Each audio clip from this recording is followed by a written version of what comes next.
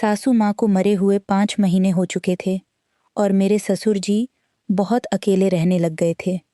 वह बहुत दुखी रहते थे और उनका किसी भी काम में मन नहीं लगता था।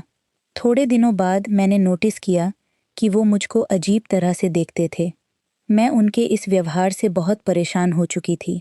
फिर एक दिन मैंने सोचा, अगर मैं ही ससुर जी को खुश कर दूं, तो घर की बात घर में ही रहेगी और किसी को पता भी नहीं चलेगा।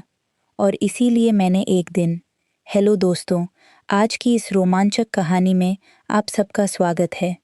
मेरा नाम शेख है और मेरी उम्र 25 साल है। मैं एक शादीशुदा औरत हूँ। मेरे पति का नाम आकाश है और वह एक प्राइवेट कंपनी में नौकरी करते हैं।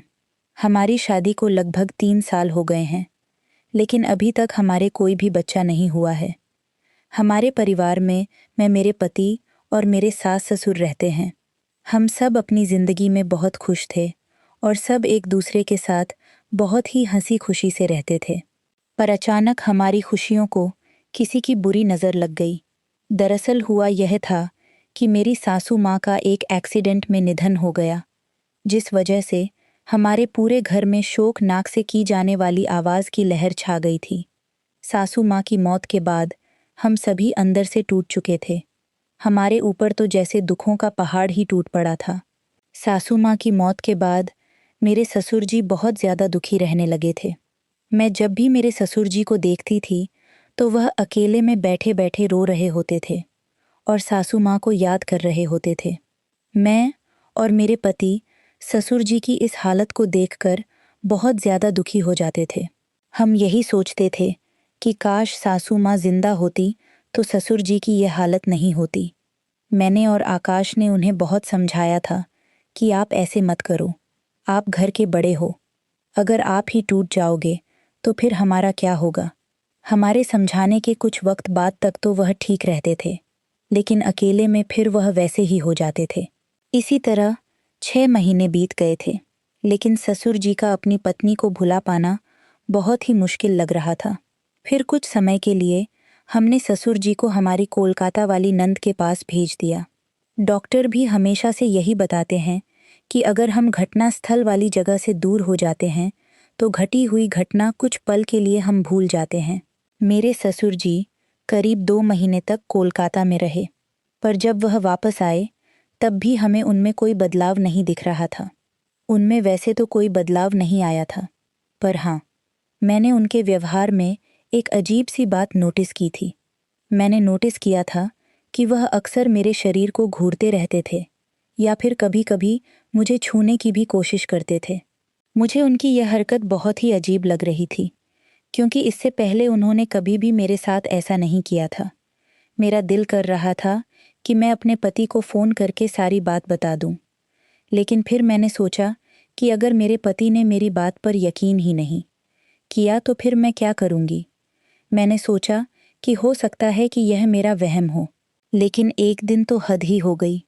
एक दिन तो मेरे ससुर जी ने कुछ ऐसा किया कि मेरे पैरों तले ज़मीन ही निकल गई। मुझे यकीन ही नहीं हो रहा था कि वह ऐसा कुछ भी कर सकते हैं। मैं जब बाथरूम में जा रही थी, तो वहाँ पहले से ही मेरे ससुर जी थे। मैं थोड़ी देर के लिए वहीं खड़ी हो गई। मुझे लगा वह थोड़ी देर में बाहर आ ही जाएंगे, इसलिए मैं यहीं खड़ी हो जाती हूँ। पर यह क्या, अंदर से तो अजीब अजीब सी आवाज़ें आ रही थी। मैं सोच रही थी कि ससुर जी इतना टाइम से बाथरूम के अंदर क्या कर रहे हैं।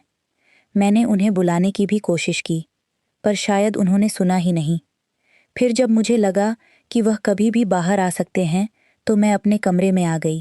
पहले तो मेरे मन में ख्याल आया कि यह सारा मामला अपने पति को बता दूं, लेकिन फिर से मेरे दिमाग में यही आया कि अगर वह मेरी बात पर भरोसा ही नहीं करेंगे, तो फिर मैं क्या करूंगी। यही सोचकर मैं रात भर जागती रही और मुझे नींद ही नहीं आई। मैं अंदर से बहुत परेशान थी, क्योंकि इतने दिनों से जो कुछ भी हो रहा था वह बहुत ही अजीब था। मेरे पति ने मुझे प्यार करने के लिए कहा, लेकिन मैंने कहा आज मेरा मूड नहीं है, और इतना कहकर मैं उनकी तरफ पीठ करके सो गई। मेरी सारी रात जागते हुए ही निकल गई और दूसरे दिन मेरे पति को शहर से बाहर किसी काम के लिए जाना था। वह 5 दिनों के लिए एक मीटिंग में जाने वाले थे। मैंने उनका बैग लगाया और उनका टिफ़िन भी तैयार कर दिया। थोड़ी देर बाद मेरे पति अपने काम के लिए निकल गए। अब घर पर मैं और ससुर जी अकेले ही थे। मैं तो डर से कांप रही थी। मेरा तो एक एक पल सदियों जैसा गुजर रहा था। मैंने पूरे दिन घर का काम किया और सारा काम निपटा के अपने कमरे में आ गई। पिछली रात को मुझे नींद नहीं आने के कारण अब नींद ने अपना घेरा डालना शुरू कर दिया था। नींद के मारे मेरी आंखें अपने आप बंद हो रही थी। दिन के 48 बज रहे थे। मुझे पता ही नहीं चला कि कब मेरी आंखें बंद हो गई और मैं गहरी नींद में चली गई।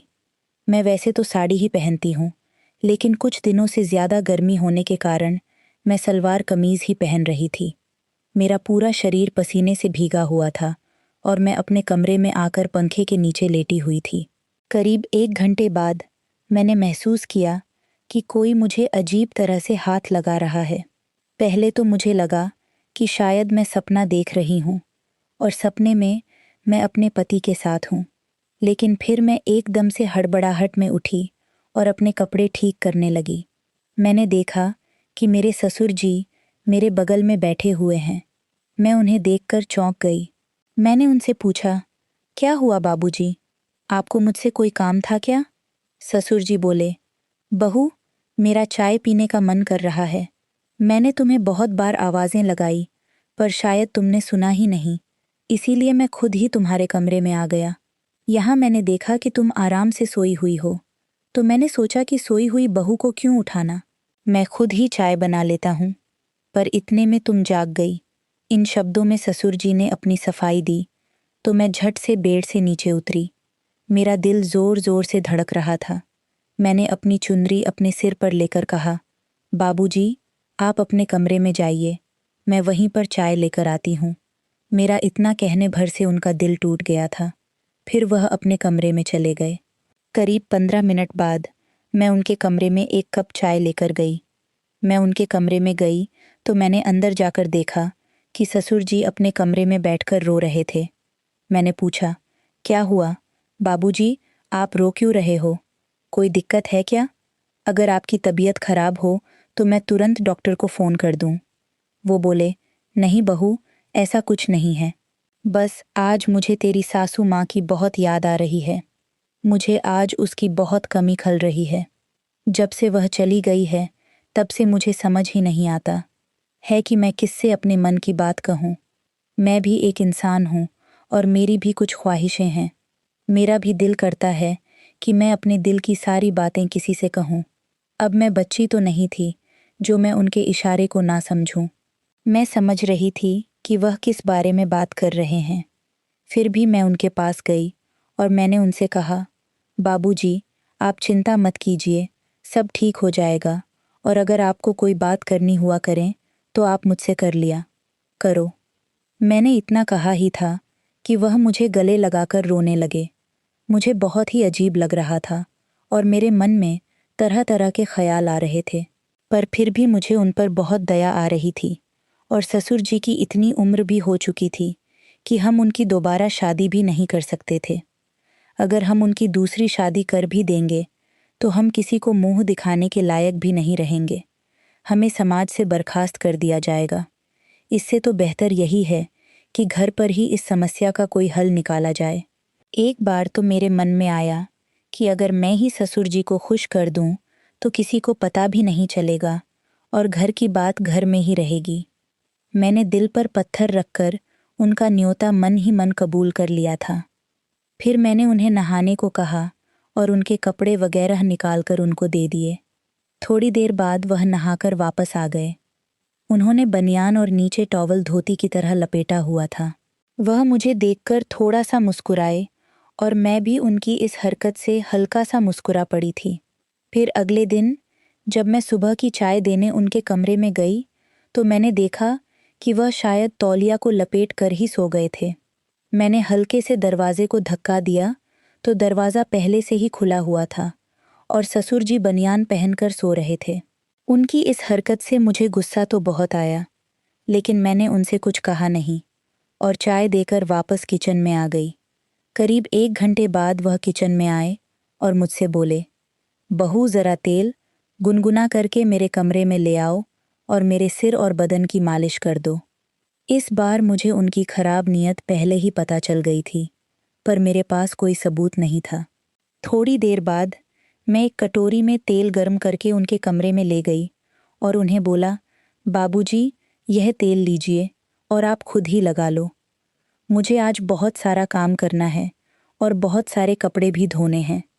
वो बोले, बहू, सिर पर तो मैं खुद ही लगा लूंगा, लेकिन पीठ पर मेरा हाथ नहीं पहुंचेगा, इसलिए पीठ की मालिश तुम ही कर दो। इतना बोलकर वह अपने बेड पर पीठ के बल लेट गए।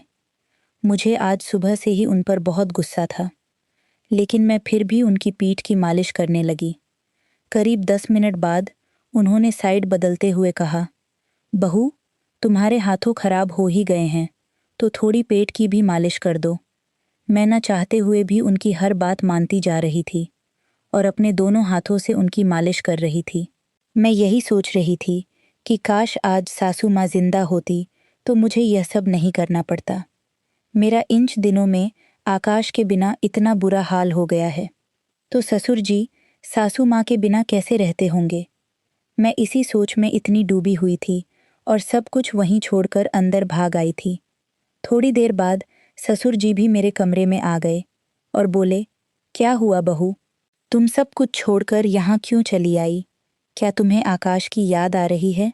क्या तुम्हारा उसके बिना दिल नहीं?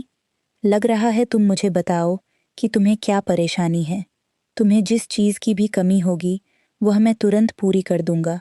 मैं तुम्हें अपनी बेटी ही मानता हूँ और मैं तुमसे अपनी बेटियों की तरह ही प्यार करता हूँ। मैं ऐसा कभी नहीं चाहूँगा कि तुम किसी भी तरीके से दुखी रहो। आखिर तुम भी मेरी लाडली बेटी हो। मैं उनके पैरों में गिर गई। मैंने कहा, ससुर जी, मैंने आपको बहुत गलत समझा, मुझे माफ़ कर दीजिए। मैं इतने दिनों से यही सोच रही थी कि आप मुझ पर बुरी नज़र रख रहे हो और इसीलिए मैं आपसे दूरी बना रही थी। पर अब मैं समझ पा रही हूँ कि जब आकाश को गए 5 दिन ही हुए हैं और मैं उसके बिना इतना परेशान हो चुकी हूँ, तो सासू माँ को मरे हुए तो बहुत समय हो चुका है। अगर मैंने आपका दिल दुखाया हो तो आप मुझे माफ़ कर दीजिए। अब से मैं आपकी हर तरह से देखभाल करूँगा और आपकी बेटी बनकर रहूँगी। कमेंट करके ज़रूर बताइएगा कि आपको यह कहानी कैसी लगी। अगर आपको यह कहानी पसंद आई हो तो इसे लाइक करें और अपने दोस्तों के साथ भी शेयर करें। आगे भी ऐसी रोमांचक कहानियों के लिए हमारे चैनल को सब्सक्राइब करें और बेल आइकन दबाना ना भूलें। सब अपना और अपने परिवार का ख्याल रखना। Thank you.